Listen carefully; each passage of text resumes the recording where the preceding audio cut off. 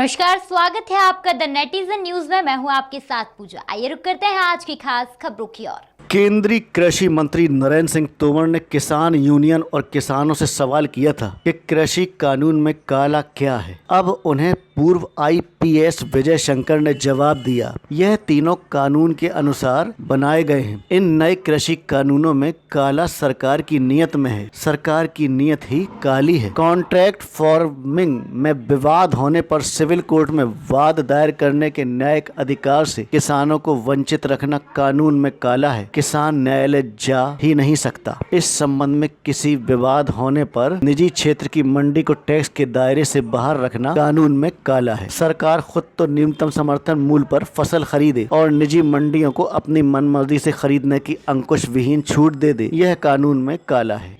लेना पड़ेगा उससे किसान कभी जो है जिस तरीके से अंग्रेज 2005-7 में अंग्रेजों ने पहले तीन कानून लाया था और 2000 ये संशोधन फिर किया, और लेकिन किसान लगातार भगत सिंह के भाई और चाचा ने पंजाब अभी कुछ दिनों पहले ही भारत बंद भी किया गया था, इसके बाद भी मोदी सरकार पीछे नहीं हटी और कृषि मंत्री का कहना है कि हम बातचीत करने के लिए तैयार हैं।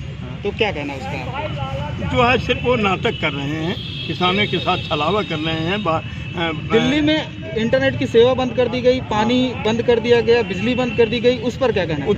वो फासिज्म का एक रूप है। फासिस्ट विचारधारा के लोग ऐसा ही कर रहे हैं। इससे फासिज्म का वो दिखाई पड़ता है उसका जो है। क्या कहना चाहेंगे मोदी सरकार के बारे में?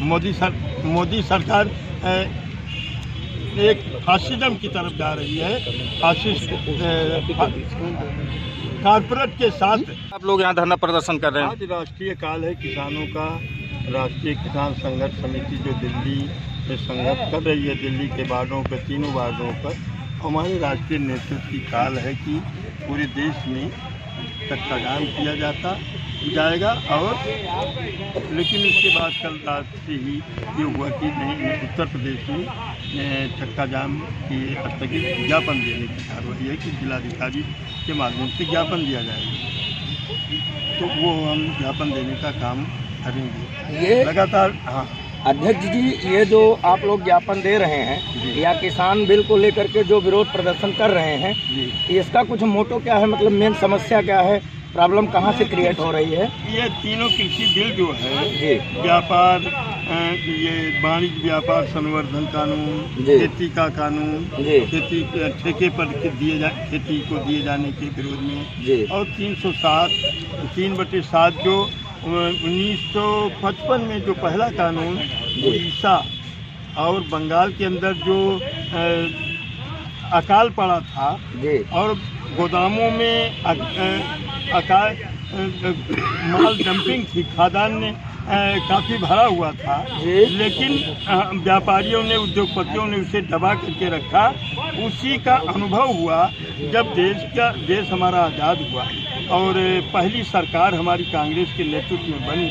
1955 में पहली पंचवर्षीय योजना में एक 3/7 कानून बनाया गया देश के किसानों के लिए, देश की व्यापक जनता के हित में, और महंगाई को रोकने के लिए, बाजार को कंट्रोल करने के लिए। इस मोदी सरकार ने उस कानून को की धज्जियां उड़ा दिया, जो कह रहे हैं कि किसानों का बड़ा हित कर रहे हैं। जैसे भारतीय जनता पार्टी के लोगों का ये कहना है कि किसान बिल में किसी भी प्रकार की दिक्कत नहीं है, किसानों का माल जो है वो ठीक रेट में, उचित रेट में बाहर बिकेगा। कहाँ तो क्या समस्या आ रही है? कहाँ बिकेगा? जो है डंपिंग। आज 10 रुपये, 9 रुपये, 8 रुपये का धान खरीदारी हो रही, वो भी नहीं खरीदारी के लिए तैयार है। किसान को आतंकवादी कहा जा रहा है, इस पे आप कहेंगे? किसान आतंकवादी नहीं है। ये सरकार आतंकवादियों के सहारे जो है, आतंक के सहारे, जिस तरीके से सामंतों के पीरियड में और दास प्रथा के युग में दास मालिक किया करते थे, और सामंती युग में सामंत किया करता था अपने गुंडों के बदौलत, राजतंत्र का आक्रमण हुआ करता था हमारे किसानों के ऊपर। ठीक उसी प्रकार से इस समय सामंती और दास प्रथा के राजे रजवाड़ों का ये हुकूमत, ये हमारे देश की कहने के लिए तो लोकतांत्रिक व्यवस्था है, लेकिन फासिज्म लाना चाहती है मोदी सरकार। फासिज्म की स्थापना करना चाहती है। लोकतंत्र के बहाने किसानों का बिल, कृषि और तीनों कानून, एमएसपी को कानून नहीं बनाएंगे। एमएसपी को कानून बना देते भैया तो ठीक है, उस पर भी किसान विचार करता तीनों कानूनों पर। लेकिन एक क्वेश्चन पूछना चाहेंगे और आपसे अध्यक्ष जी, ये जो लाल किले पर 26 जनवरी के दिन आपके पार्टी के द्वारा या आपके नेतृत्व में जो है किसान यूनियन के जो ध्वज फहराया गया, क्या वो उचित कहा जाएगा या अनुचित कहा जाएगा? वो निंदा, बहुत निंदनीय है, वो हमारा नहीं था। पीछे शांत रहिए। भारतीय जनता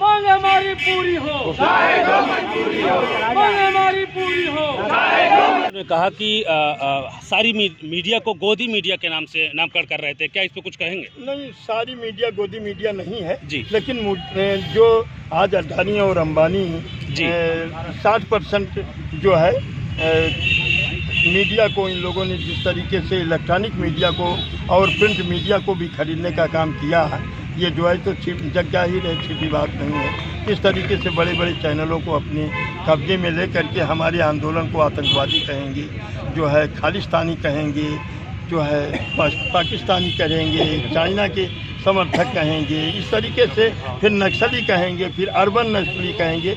ये बातें घोर निंदनीय हैं। सरकार को मुद्दों की राजनीति करनी चाहिए। हमें देश बहकाने, हमारे दिमाग को, किसानों के दिमाग को, जन आंदोलन को भटकाने का काम नहीं करना चाहिए। देश के प्रधानमंत्री को और उनकी पार्टी को कंगना रनावत के द्वारा कहा गया कि कंगना रनावत के द्वारा बॉलीवुड सेलिब्रिटी हैं, उनके द्वारा कहा गया कि ये किसान नहीं है, आतंकवादी है। क्या कहना चाहिए? वो तो स्वयं जिस तरीके की है वो जग जाहिर है, सब जानते हैं कि वो भारतीय जनता पार्टी और आरएसएस की गोद में खेलने वाली जो है वो नृत्यांगना है। दिल्ली लाल किला पे जो है जो झंडा फहराया गया, उसके बारे में क्या कह रहे हैं आप? लाल किले पर हम उसकी आलोचना, उसकी निंदा कर चुके हैं। सुल्तानपुर में भी हम लोगों ने बैठक करके और अपने आंदोलन के माध्यम से, अपनी कमेटी के माध्यम से हमने उसकी निंदा किया, उसकी आलोचना किया। जितनी आलोचना और निंदा की जाए कम है। वो एक सुनियोजित चाल थी किसान आंदोलन को बदनाम करने के लिए। उसके पहले जालंधर के चुनाव में किस तरीके से उसने वहाँ के सांसद का चुनाव वो प्रचार किया था, और अमित शाह जी के साथ और प्रधानमंत्री के साथ फोटो है उस व्यक्ति की, और किस तरीके से वो पुलिस अधिकारी उसको लेके जा रहा है। बड़ी ताजुब की बात है जो है देश में ऐसा हो रहा है। प्रशासन भ्रष्ट है?